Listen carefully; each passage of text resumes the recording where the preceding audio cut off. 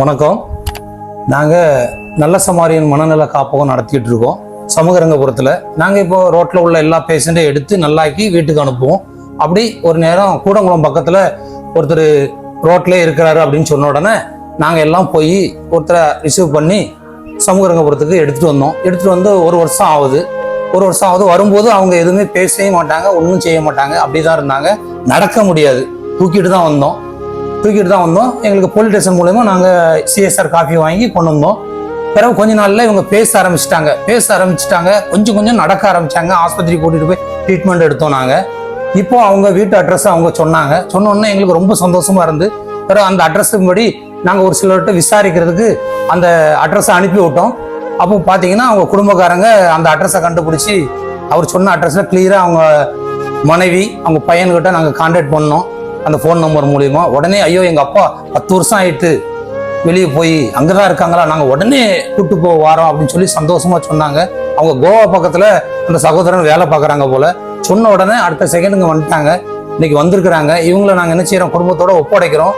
நம்ம கூடங்குளம் ஸ்டேஷன் மூலமா இன்ஸ்பெக்டர் மூலமா நாங்கள் ஒப்படைச்சு அனுப்புகிறோம். இந்த ஒரு நல்ல விஷயம். இப்போ பார்த்துக்கோங்க, அவங்க எத்தனை வருஷமா காணாமல் போனாங்க அப்படிங்கிறத அவங்க சொல்லுவாங்க.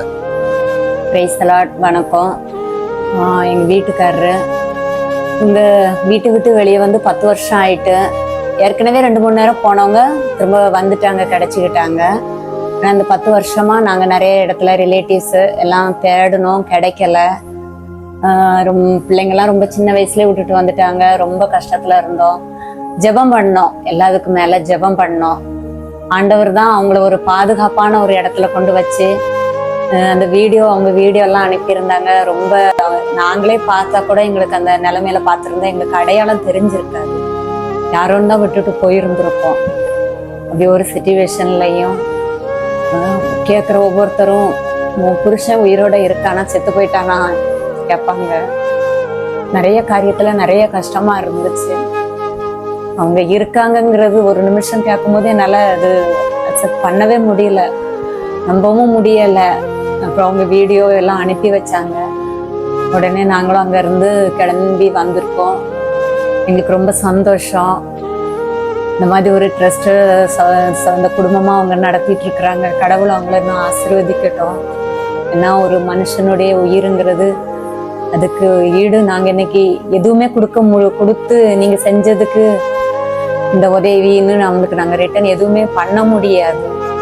இந்த சிச்சுவேஷனில் அது பண்ணி நாங்கள் திருப்பி செய்ய முடியாது. அந்த அளவுக்கு இது ஒரு பெரிய காரியம்தான்.